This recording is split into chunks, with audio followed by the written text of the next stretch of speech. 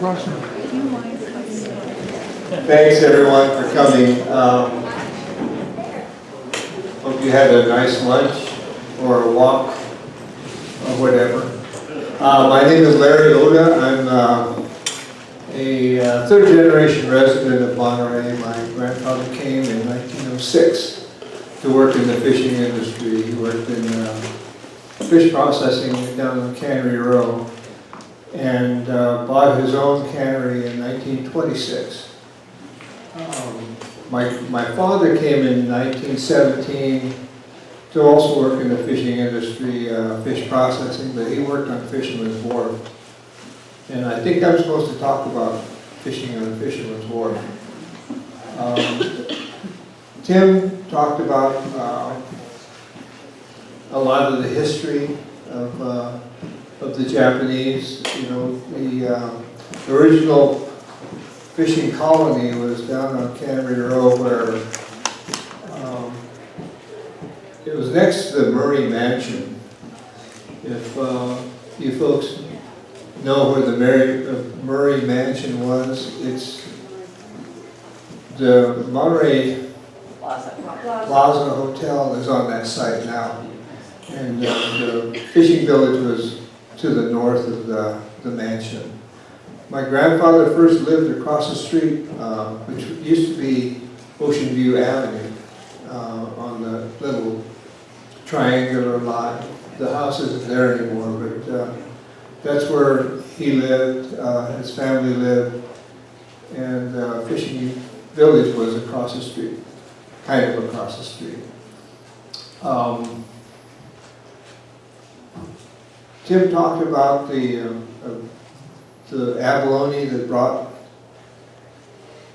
the Japanese to Monterey. It was a combination of the abalone and salmon.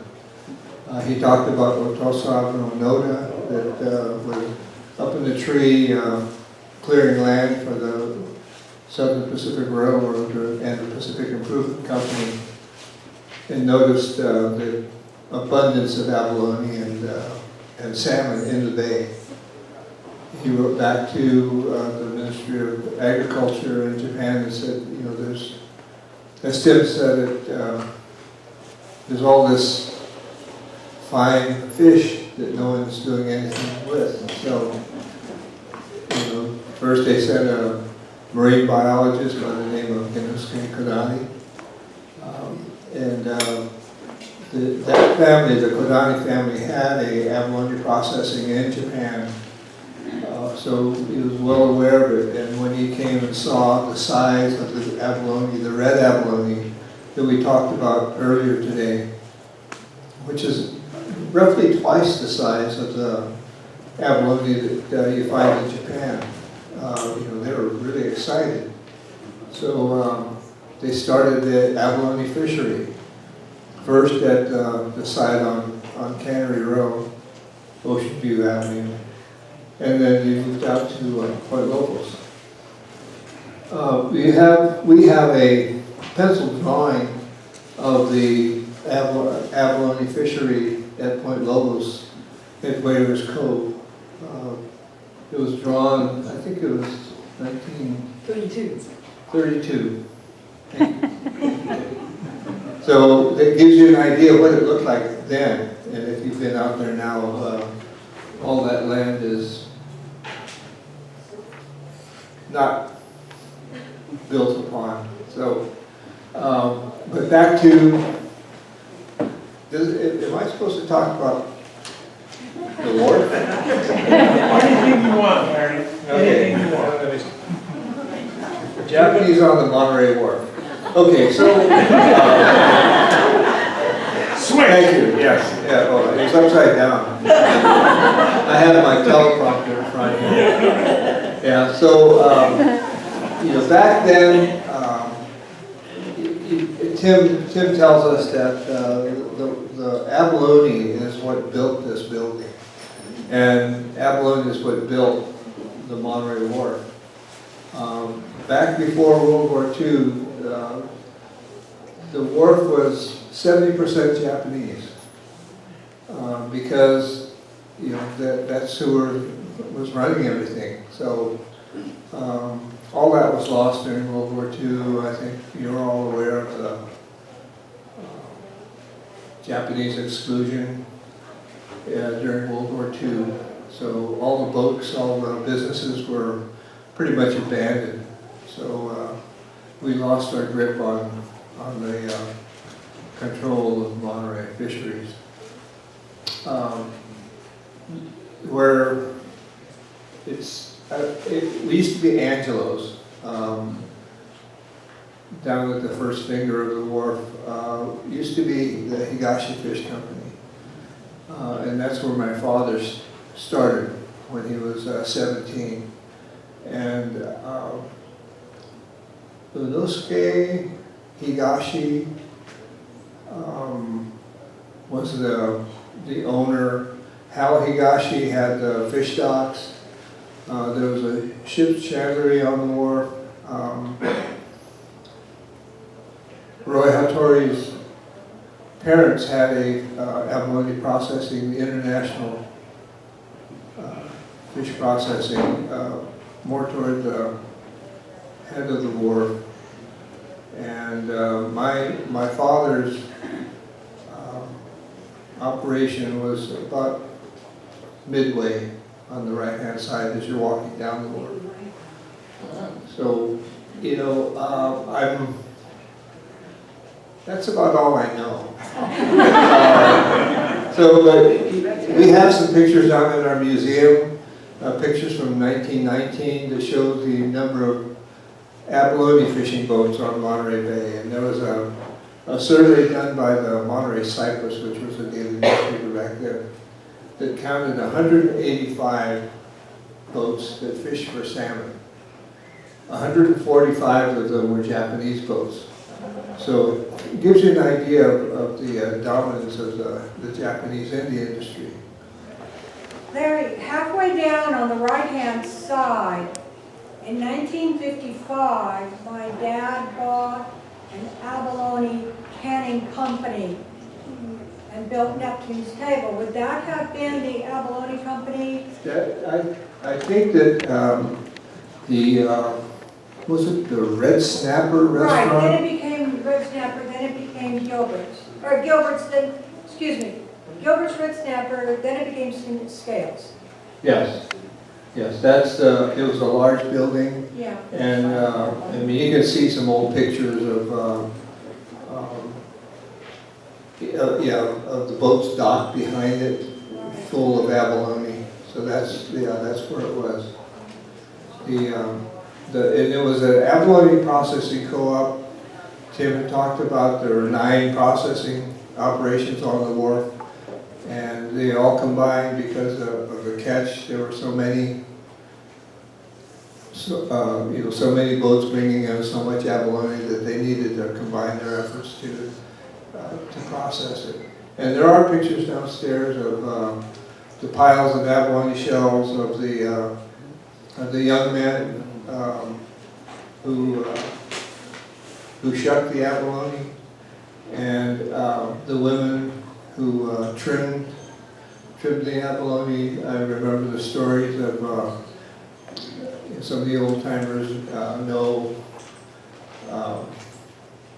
Yo Tabata. He was a salesman out at Butts Point at Cadillac. He used to own the Los Angeles Mobile station. It's not there anymore, but that way. But he told me that he was a baseball player, and my dad was a avid baseball fan, and he'd hire these young high school kids to shuck the abalone. And he said that, when they had a game, when they shuck the abalone, they're supposed to lay it flat so it's easy to trim. And his dad would say, listen, you guys have a game, just get all these abalone shucked and hit the road because you have a game. So they just did as fast as they could, but the abalone would come out in a ball. And the women would really be upset because it's hard to trim the foot off of the abalone when it's all rolled up in a ball. So, yeah, just interesting stories like that. Yes, yeah. What was done with the processed abalone? Was it all sent to Japan? Was it sold and consumed here? This was after Pop Ernest developed his schnitzel preparation of abalone. You slice this tough piece of meat, you pound it to make it tender, and you bread it and saute it in olive oil and butter or something.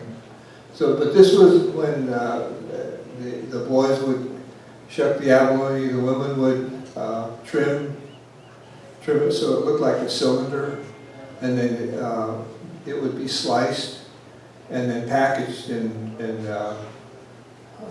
put on ice to be shipped out to San Francisco or wherever. And we have some of those pictures too.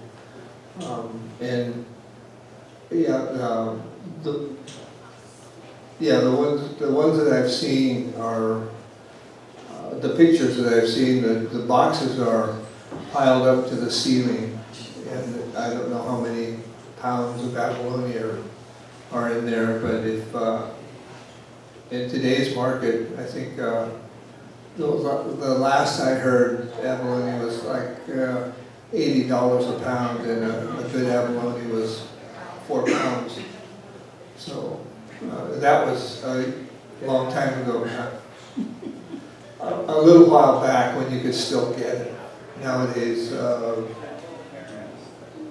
you can go down to the Monterey Wharf and buy a farm-raised abalone. It tastes just as good, but it's just a little smaller. Yes?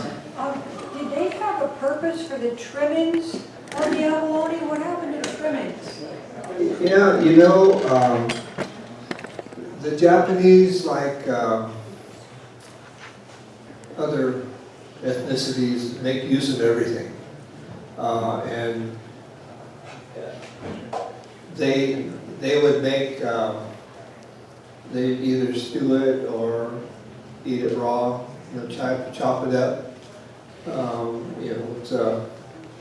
Put some soy sauce on it, and that's your dinner. So, yeah, it's, let me digress. I used to go to this restaurant for lunch, and Chinese-owned Italian restaurant. The dad would come out, and he was holding this chicken by the neck. It was all defeathered. And I said, "Hey, what you making there?" He says, "Chicken soup." He says, "Oh, do you cut off the head and the feet?" He says, "No, chicken soup." Same thing with with the abalone. Everything's used. Except for the shell, I guess. Most of the shells were taken away. And Pop Ernest used the shell to hold his abalone stew. Now, Tim said some of these shells are so big that you could take a bath in it. Well, a little exaggeration, but they are big. A nice portion of stew if you have that much. But Tim will also tell you that the holes were filled with lead. So I don't know, maybe that's why I'm so slow. You've been a wonderful audience. You're laughing at my jokes. So